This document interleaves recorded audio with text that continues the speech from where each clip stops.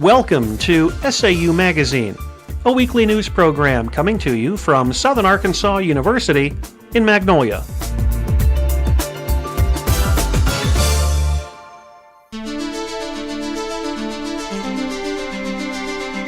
This is a Southern Arkansas University news brief. I'm Amanda Weber. And I'm Brian Barr. A virus attacks university computers. A new version of the MyDoom worm hit campus this week. Technology Services indicates Norton antivirus definitions are up to date, with problems occurring when suspicious email messages are opened. Salutations include hi, congratulations, or see my homepage. Faculty, staff, and students were asked to leave their PCs on Tuesday and Wednesday nights.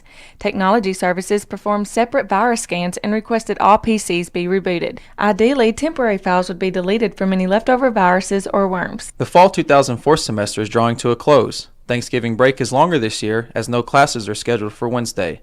Following the break, there are 2 weeks of regular classes. Final exam week is scheduled from Monday, December 13th through Thursday the 16th. On that day, residence halls close at 5 p.m. for Christmas break. The final 2 weeks of the semester feature many activities.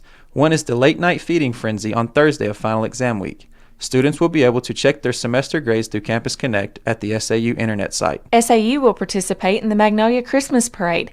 The 21st Annual Celebration of Light, sponsored by the Residence Hall Association, takes place Thursday, December 2nd. Since 1990, the SAU Bell Tower has been decorated as a Christmas candle. The physical plant is placing more than 1,000 red, yellow, and gold bulbs on the tower. The candle will be lit during the parade, with the SAU choir serving as carolers for the event. This year's festivities conclude with a holiday dinner in the Reynolds Center. A student research conference is planned. The 12th Annual Arkansas Undergraduate Research Conference takes place in April at Henderson State University. Proposals are due by February 3rd. Papers are sought from a variety of academic disciplines. Fees are $25 per student and $25 per faculty member. The fee includes the cost of a banquet. Publication in a journal of the proceedings is possible. SAU has provided funds for many students to present their papers at previous research conferences. These events often serve as a bridge for students to consider graduate studies. Students are invited to examine the Tutoring Center. It offers free peer tutoring in a variety of subjects. Schedules of tutors are posted on the door of the center. They also offer practice tests available for students who need to take the EFT, EPT, or Praxis exams. Students can also connect to the internet to do research if needed. The center's hours are Monday through Thursday, 9 a.m. to 5 p.m. and 6 p.m. to 9 p.m. On Fridays, it is open from 9 a.m. till noon. SAU is awarded a grant from the Midwest Dairy Council. High school students enrolled with the SAU Youth Apprenticeship for Allied Healthcare program will implement a community-based 3-a-day of dairy nutrition education project. The project focuses on the importance of healthy weight control and active lifestyle choices. More than 45 grants, totaling $5,000, were awarded at the state and local level. This has been a Southern Arkansas University News Brief. I'm Brian Barr. And I'm Amanda Weber.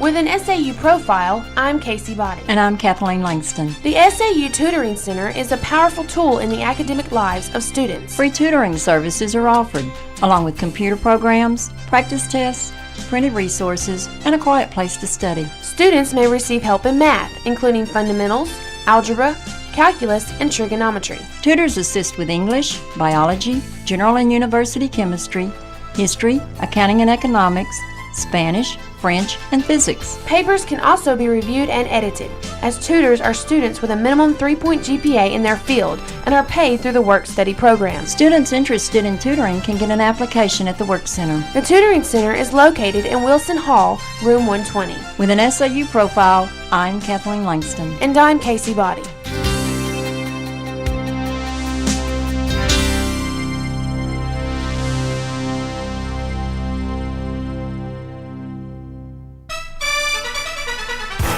SAU Sports, I'm Brandy Bierbaum. And I'm Marquita Newton. In volleyball, SAU concludes a rebuilding year on a losing note.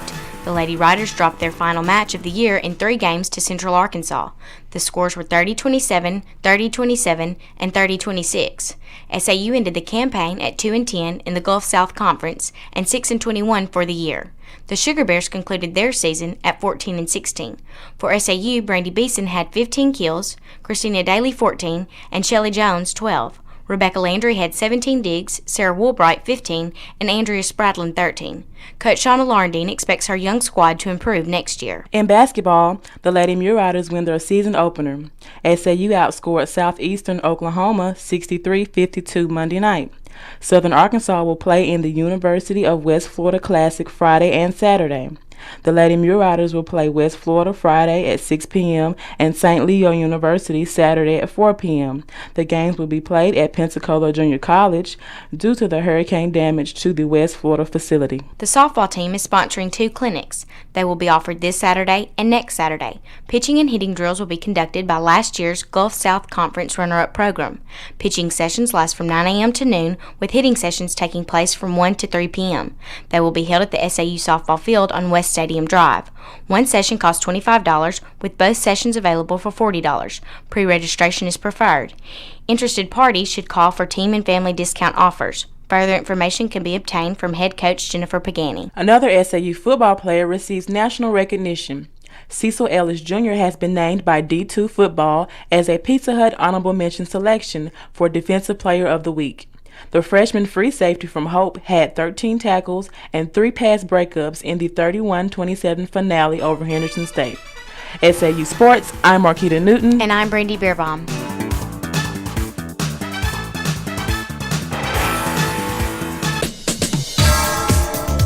With commentary, I'm Todd Flanagan. And I'm Josie Lindgrin. Have you ever felt uncomfortable crossing the street because of moving traffic on campus? With the new Reynolds Center open, crossing Jackson Street has become a hazard to many pedestrians. Since when did it change to pedestrians in a crosswalk yielding to cars? Instead of them driving defensively, we have to cross defensively. It shouldn't have to be this way. With the recent incident involving a motor vehicle and a pedestrian, this has created concerns with crossing the street. With all the construction on campus, there are new paths drivers aren't aware of that pedestrians use. SAU must invest in flashing crosswalk warning signs and better lighting. We hear the administration may invest in these items. They should also consider building a crosswalk. The Jackson Street crossing is a tragedy waiting to happen. With commentary, I'm Josie Lindgren. And I'm Todd Flanagan.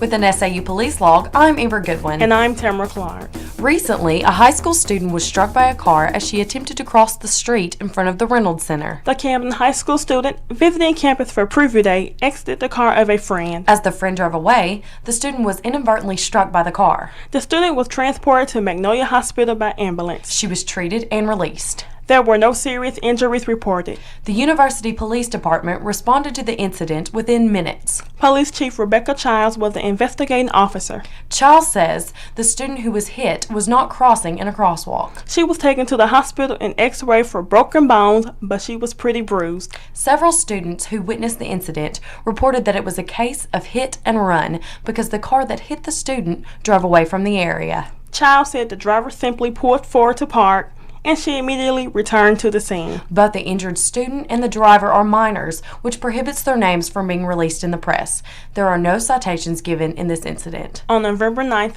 theft of property. A member from the SAU College of Business reported to UPD that an overhead projector was stolen from a classroom. On November 9th, medical assist. UPD went to Bussey Hall after receiving a call that a student was possibly suffering from alcohol poisoning. The student was allergic to the alcohol that had been consumed and began to go into convulsions. Witnesses stated that prior to the arrival of emergency personnel, the student had stopped breathing twice but had been revived. The student was transported to the emergency room where he was later released. With an SAU police log, I'm Tamara Clark. And I'm Amber Goodwin.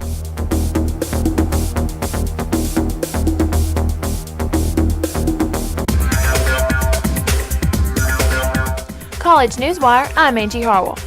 Faculty at the University of Arkansas Fayetteville are advised to campaign for funding. Attorney General Mike Beebe addressed faculty members on Tuesday. Beebe cautioned them that there is limited support for higher education. Beebe says universities will have to work long and hard to make their case for increased funding. He believes that rivalries among colleges for the money that is left is not helping legislators make funding decisions. The Arkansas legislature will convene early next year. I'm Kharine Mundley.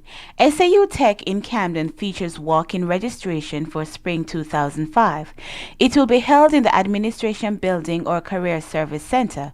Students wishing to enroll for day, evening, or internet classes may register during walk-in registration. It ends on Tuesday, January 11th. Web registration continues until January 10th. College Newswire for Angie Harwell, I'm Kharine Mundley.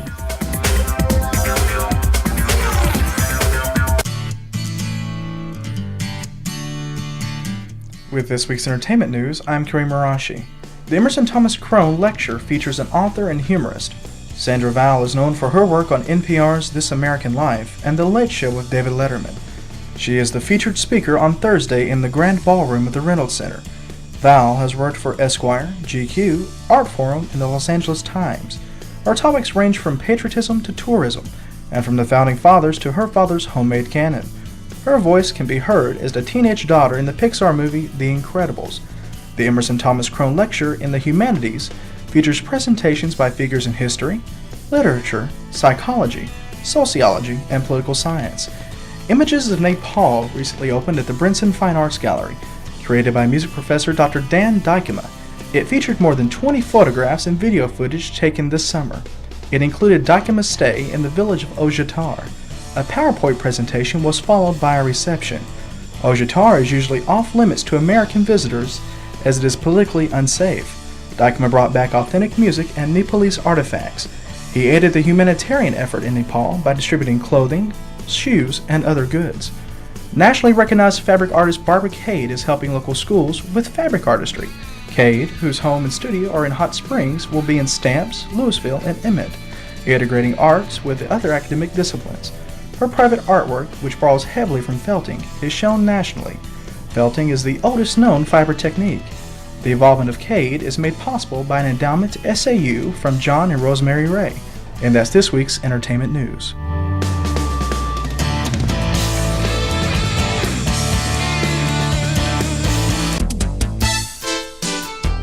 The SAU Broadcast Journalism degree program features a wide variety of professional experiences. Students are responsible for producing and marketing radio and television programs each semester. SAU Magazine, a radio news program, is available to stations in Arkansas and bordering states. The SAU Report, a television interview program, is available to cable systems in southwest Arkansas and northeast Texas. More than a dozen courses are offered in the SAU Broadcast Journalism degree program. Writing, reporting, and hands-on experiences are stressed in these courses. In addition, graduating students are more perceptive analysts of mass communication and broadcast journalism. They are very competitive in the job field and for opportunities as graduate students. Information about the Broadcast Journalism degree program can be found on the internet at saumag.edu. That's saumag.edu for an excellent educational opportunity. With this week's SAU calendar, I'm Heather Brown. And I'm Annmarie Pine. Monday, November 22nd, is Student Pay Day, and room and board payments are due. SGA Traffic Appeals Court will meet at 4 p.m. There is an IFC meeting at 5:30 p.m. Also on Monday, the Panhellenic Council meets at 6:30 p.m. Tuesday, the Millwrighter basketball team has an away game facing Texas A&M Commerce. At 5 p.m., residence halls close for Thanksgiving. No classes take place on Wednesday, November 24th. Student timesheets are also due on Wednesday. On Thursday, all administrative offices will be closed for Thanksgiving. The Lady Rider basketball team will attend the Henderson Classic on Friday and Saturday. Sunday, November 28th, the residence halls will open, with classes resuming on Monday. 3 weeks remain in the fall 2004 semester. And that's this week's SAU calendar.